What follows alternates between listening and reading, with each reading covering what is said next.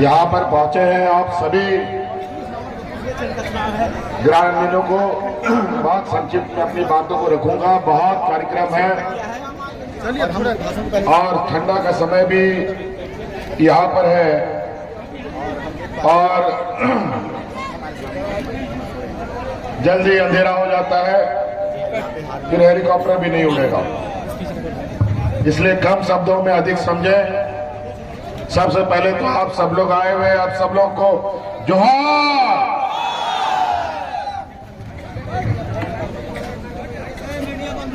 लातेहार विधानसभा के प्रचार प्रसार कार्यक्रम में आज हम लोगों ने पुनः महागठबंधन के तरफ से आपके बीच में वैद्यनाथ राम जी को, जिसको कांग्रेस का, आरजेडी का, वाम दल का, झारखंड मुक्ति मोर्चा का समर्थन प्राप्त है, इनको प्रत्याशी बनाया है। ये हमारे मंत्रिमंडल में मंत्री भी है और बहुत कम समय ये मंत्री रह पाए और ये चुनाव भी आ गया और निश्चित रूप से बहुत जल्द अब ये चुनाव खत्म होगा। हेलो हेलो चुनाव खत्म होगा और फिर से हम लोग सरकार बनाएंगे और आपकी जो भी तकलीफें हैं, कमियां हैं, उनको पूरा किया जाएगा। आपको पता है हम लोग सरकार बनाए तो हम लोग के बीच तो सरकार बनते ही कई चुनौतियां हम लोग के सामने खड़ी हुई। कोरोना का महामारी आप लोगों को याद होगा, 2 साल 2.5 साल कोरोना खा गया और 2 साल 2.5 साल आप लोग के लिए काम करते करते और विपक्षों का भी षड्यंत्र को भी हम लोगों ने झेला। आप लोग के लिए काम करते करते हम लोग के विपक्ष को ये गवारा नहीं था कि हमारे गांव के लोगों के लिए हम काम करें, झारखंड के मूलवासी आदिवासियों के लिए काम करें और बड़ी सुनियोजित तरीके से हमें जेल में भी भेज दिया और लगातार एक एक करके गांव के लोगों को उनका हक अधिकार उनके घर घर तक पहुंचाने का जब हमारा काम प्रारंभ हुआ तो इन लोगों ने समय से पहले चुनाव भी करा दिया। अभी 1 महीना और समय था हमारा सरकार का, समय से पहले चुनाव करा दिया। अगर समय पर चुनाव होता तो जितने भी नौजवानों की नौकरी के लिए परीक्षा दी गई थी उन सब का परीक्षा फल निकल चुका होता और नौकरी में लग चुका होता। हमारे विपक्ष के लोग यहां पर तरह तरह के दिग्भ्रमित भाषण देकर के चुनाव के मैदान में उतरे हैं, गीत की तरह मंडरा रहे हैं। 1 दर्जन मुख्यमंत्री यहां आया हुआ है, पूरा भारत सरकार यहां पर कुंडली मार के बैठ गया और इस चुनाव को एक प्रकार धन बल से चुनाव जीतने का प्रयास कर रहा है। याद रखिएगा, पहले आपके गांव में न कोई पदाधिकारी जाता था, न आपकी कोई समस्या का समाधान होता था। आज गांव-गांव, पंचायत में पदाधिकारी जा करके आपकी समस्या का समाधान कर रहा है। चाहे सड़क हो या ना हो, कोई बैलगाड़ी से, कोई ट्रैक्टर से, कोई मोटरसाइकिल से जा करके आपके गांव में ऐसे ही पंडाल लगा करके आपकी समस्या का समाधान कर रहा है।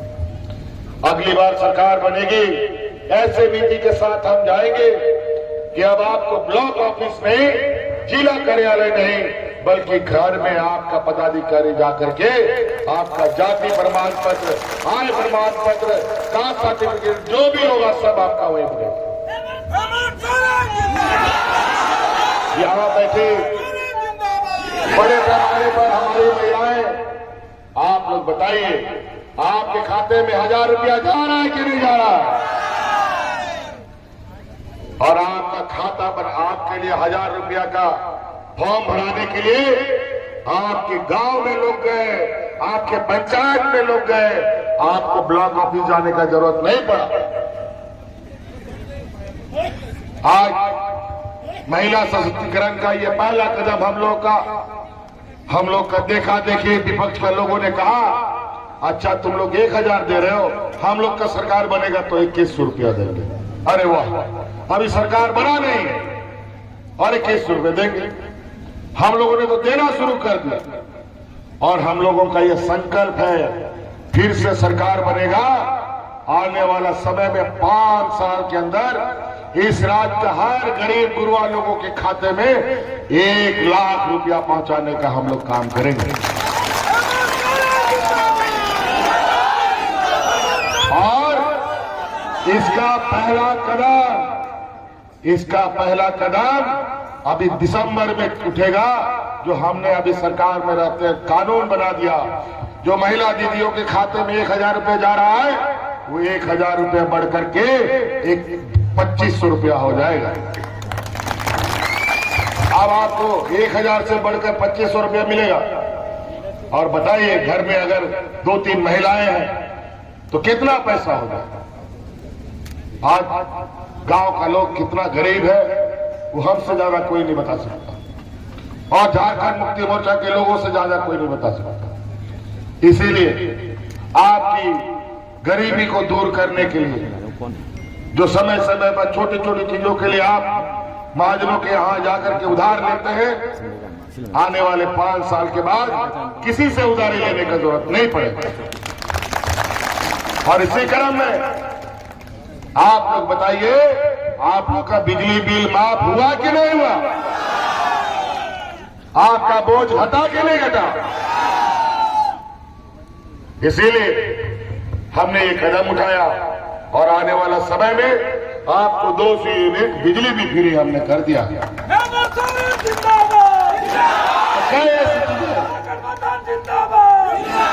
आज कोई बूढ़ा बुजुर्ग इस राज्य में बिना पेंशन का नहीं है, सबको पेंशन मिलता है। पहले 1-2 गांव में लोगों को पेंशन मिलता था, हमने कानून बना दिया इस राज्य में कि सभी बूढ़ा बुजुर्ग हो सबको पेंशन दे। अब कोई नहीं बचा बिना पेंशन। वैसे ही कई चीजें हमारे विपक्ष के लोग हमें ये अपराधियों की सरकार, भ्रष्टाचारों की सरकार, इनकी हालत देखिए। गुजरात में इनके व्यापारी मित्रों के बंदरगाह में अफीम गांजा मिलता है और वो खरबोकार गायब भी हो जाता है। कोई ईडी सीबीआई पूछताछ नहीं करता, कोई इनकम टैक्स छापा नहीं मारता। यही बगल में यूपी, उसका मुख्यमंत्री भी आके प्रचार कर रहा है, बोलता है बटोगे तो कटोगे। जो हमारे देश को बांटेगा वो हमेशा के लिए साफ हो जाएगा, ये जान। अब हिंदू मुस्लिम की बात करते हैं, ये यूपी में एक धर्म विशेष के लोगों को टारगेट करके उनके ऊपर कार्रवाई होती है। सुप्रीम कोर्ट तो यहां तक कहता है, असम में वहां की सरकार एक जाति धर्म को टारगेट करके उस पर कार्रवाई करती है। ये हालत, रोटी बेटी माटी बचाने क्या ये लोग नारा लगाते। गुजरात में जाके देख लीजिए, बिल्किस बानोवा का वो घटना जहां 25 लोगों ने सामूहिक दुष्कर्म किया, उसके साथ सुप्रीम कोर्ट ने उनको सजा दे दिया। चुनाव में उसको पेरोल पर सब लोगों को छोड़ दिया और माला और टीका पहना था। ये हालत है इनकी। यही दूसरे राज्यों में, पंजाब में कौन एक बाबा है, राम रहीम, बलात्कार के केस में सजा भुगत रहा है, लेकिन चुनाव में पेरोल में छोड़ देता है। कई ऐसे बाबा हैं जो आज बलात्कार के आरोप में जेल में है। क्या बेटी की बात करेंगे ये लोग? और माटी का बात, आज यहां जो कंपनी कोयला खदान चल रहा है, बॉक्साइट का खदान चल रहा है, कोयला का खदान चल रहा है, आयरन ओर का खदान चल रहा है, वो किसका है? क्या झारखंडी लोग इसको चला रहा है क्या? ये सारा व्यापारी लोग चला रहा है, ये गुजरात का। और हमें बेदखल करके, विस्थापित करके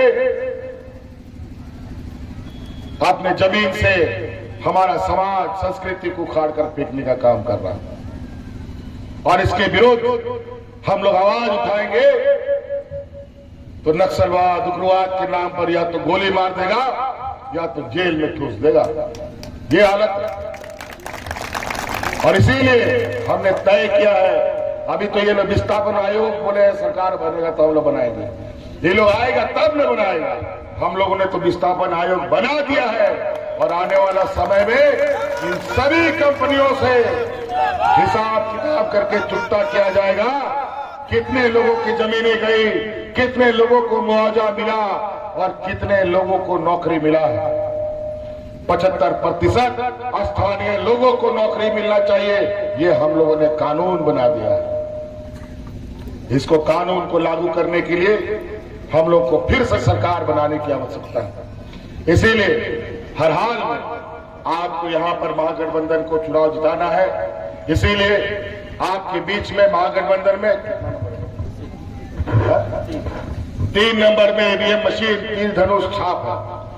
अभी ऊपर में बहुत गीत लोग मंडरा रहा है हेलीकॉप्टर से, तीर धनुष टानिए और सबको ऊपर से नीचे गिराने का काम कीजिए।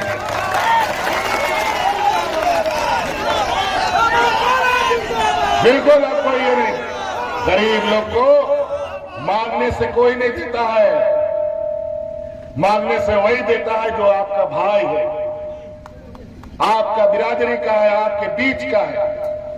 आज ये लोग हमें लड़ना सिखाता है कि माटी बेटी रोटी सब लूट लिया, हमको बाहर का नेताओं का जरूरत नहीं है। हमारा जब यहाँ का सिद्धू कानू बिरसा मुंडा तेलंगाना खड़िया अंग्रेजों से लड़ाई लड़ रहा था, उस समय कहा था ये भाजपा का लोग क्या कर रहा था उस समय हमारे इन आंदोलनकारियों ने अकेले नंगे बदन खाली पेट अंग्रेजों को भगाने का काम किया। अब इन भारतीय अंग्रेजों को भगाने का काम करना है। इसीलिए इन व्यापारियों, एक तरफ व्यापारियों की जमात, एक तरफ गरीब गुरबा लोगों की जमात के बीच में ये प्रतिस्पर्धा है। आज हम लोग के कार्यकाल को इन लोगों ने पूरा भी नहीं होने दिया और ये लोग आज सरकार में आने का एक सोची समझी षड्यंत्र के तहत आ रहे हैं। अभी हर चुनाव में सांप्रदायिक दंगे, सांप्रदायिक तनाव फैलाने का काम करता है। सुप्रीम कोर्ट बोलता है कोई जात धर्म के नाम पर वोट नहीं मांगेगा, लेकिन आज भारतीय जनता पार्टी के नेताओं को सुनिए कैसा जहर उगलता है। ऐसा जहर कि सांप में भी इतना जहर ना हो उतना भारतीय जनता पार्टी का नेता के मुंह में आ गया। ये बात इसलिए साथी बहुत ज्यादा नहीं कहते हुए अभी हमें और लंबे सफर पे जाना है। अभी कोलार के क्षेत्रों में भी जाना है, कई कार्यक्रम में है। एक तरफ 1000 लोग यहाँ पर चप्पे चप्पे में हेलीकॉप्टर लेके घूम रहे हैं और हमारे पूरे विपक्ष में अकेले हम लोगों ने मोर्चा संभाल रखा है। और निश्चित रूप से गरीब गुरबा लोग जब कमर कस लेता है, अच्छा मजबूत आदमी को भी पटकने का ताकत उठा लेता है। इसलिए आज हम लोगों ने आप लोगों के लिए काम किया है, आपके सुख दुख को कम किया है। निश्चित रूप से अभी हमें बहुत काम करने की आवश्यकता है, लेकिन वो काम तभी होगा जब आबुआ दिशो आबुआ राज होगा, हम लोगों की मूलवासी आदिवासियों की सरकार बनेगी, तभी इस राज्य का सर्वांगीण विकास हो सकता है।